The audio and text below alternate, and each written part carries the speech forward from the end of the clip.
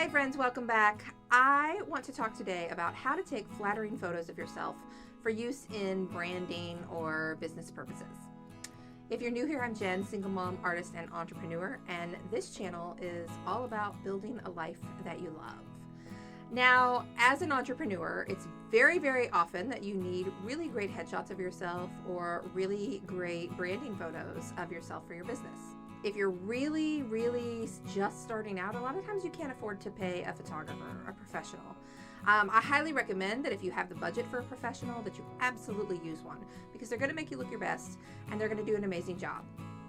But if that's not in the budget and you need to figure out how to do this yourself, then that's what this is all about. This is all about giving you some tips on getting some really good headshots and branding photos of yourself on a big budget. So let's get to work.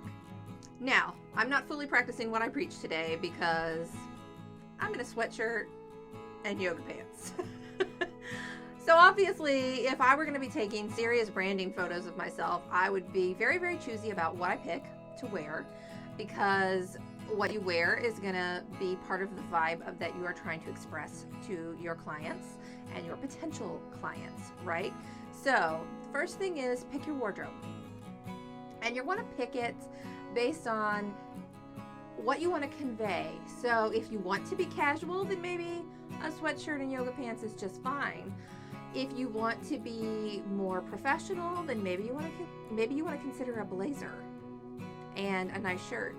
If you're trying to convey fun and whimsy, then maybe you want to wear a dress that's drapey and flowy and whimsical. So that's key number one, is to pick your wardrobe based on what kind of message you want to convey. Then you also need to pick your background based on that same kind of message.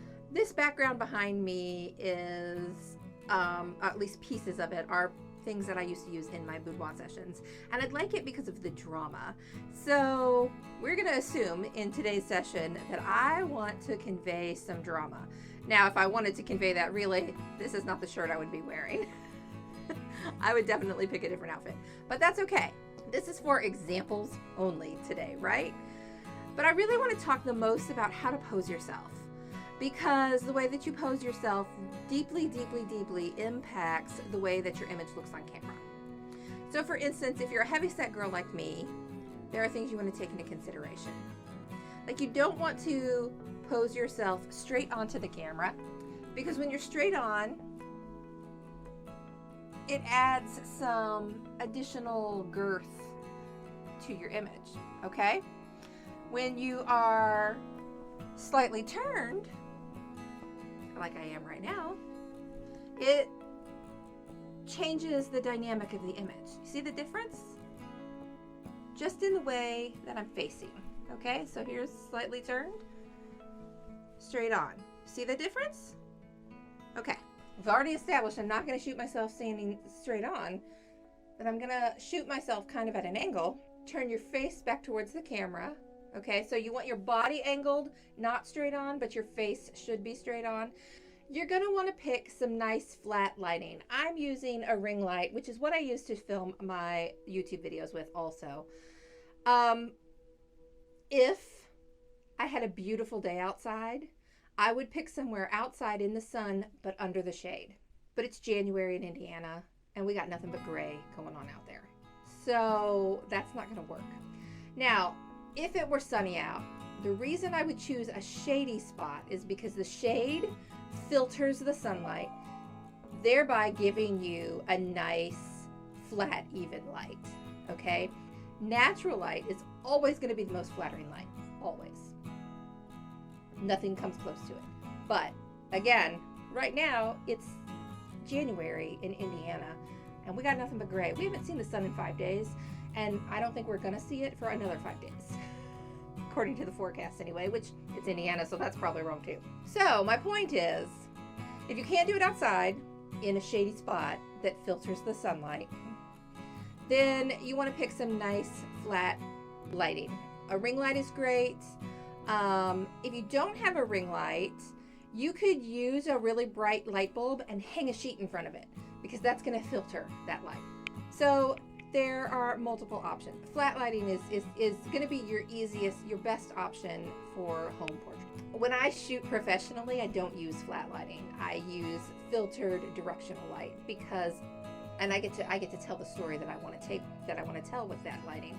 But we're not talking about professional portraiture. We're talking about at-home portraiture that you're doing yourself. So for somebody who isn't a photographer, some nice even flat lighting is your best bet, okay? So those are the first two rules. Never be directly onto the camera because it's the least flattering angle. Even if you're a skinny girl, it's still the least flattering angle to be straight onto the camera. It's always nice to have a little bit of a side, just a slight side view. It's just more flattering in general. Rule number 2, you want some flat lighting. Rule number 3 is you want to do something with your hands, okay? So I could shoot this image just like this, but it's boring, like super boring. So I'm going to incorporate my hands in some way. I'm going to put this hand up under my ear, under my hair. You can cross your arms, but you don't want to like cross your arms like this because this looks ugly. Look at the hands that look ugly. You want to cross your arms like in a flat way. But crossed arms gives a message as well. It kind of shows that you're closed off. So it can be a good option, but it's not always the best option. A hand on the hip gives a good kind of power stance, and it gives this nice triangle, which is always more flattering than just straight out. Okay, see, this is boring. This gives a little bit more dimension. You see that? Boring, a little nicer. Just the angles are nicer, okay? And I'm going to show you some actual photos so that you can see what I'm talking about. I like personally though to use my hands in the image. So like I'll cross my arm under my bosom here and put one hand up into my hair. Or I'm sorry, I keep touching my face. My hair is bugging me today. Or you could try lots of other things, right? Like there's lots of other placements. You always want to keep your hands soft, right? Okay, because stuff like this is ugly. Don't do that. You want to keep your fingers together. And even if you're putting your face on your hand for any reason, you're not actually putting your face on your hand because this looks stupid, right? You're just barely placing it. Okay?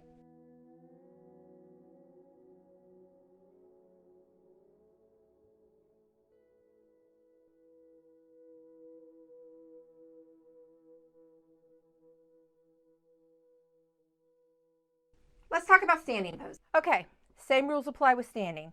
You don't want to stand straight onto the camera. There's nothing flattering about this at all, right? Not even a little bit.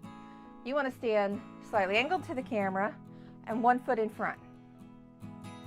Much more flattering, right? Much more flattering. I like to do some kind of power poses when I'm doing standing poses. Hand on the hip, right? So always slightly angled, always 1 foot in front of the other, because it gives you more of an hourglass figure. Just is a more flattering pose all the way around. Even if I'm standing straight onto the camera and I put 1 foot in front, that's still more flattering because it tilts one hip, gives you a little bit of flow in your body, right? That's still more flattering than standing straight like this. This is like the most boring thing you could possibly do. Don't do this. This is terrible. Okay? Worst case, put 1 foot in front, give your hip a little tilt, hand on the hip. Super simple, right? Yeah, way better. But if you can take it one further and turn your body slightly away from the camera and 1 foot in front, that's a much better pose. You see that?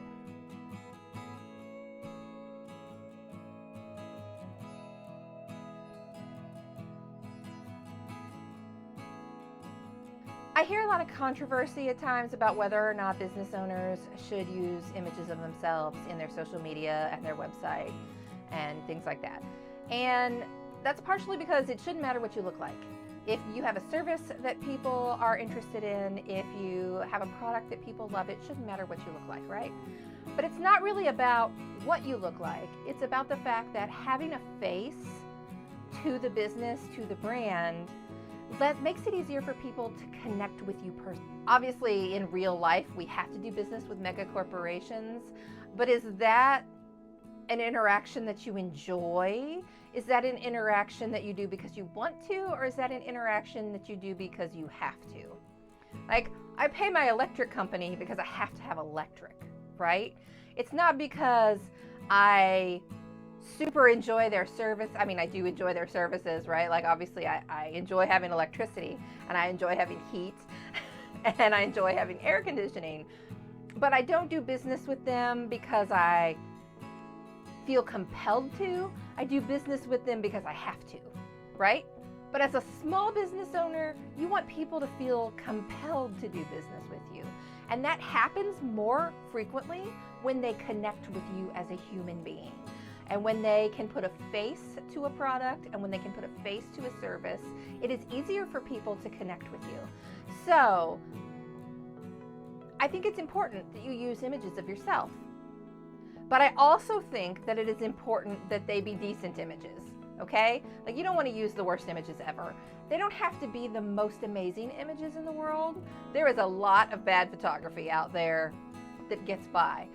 But that doesn't mean you shouldn't strive to make it decent photography, right?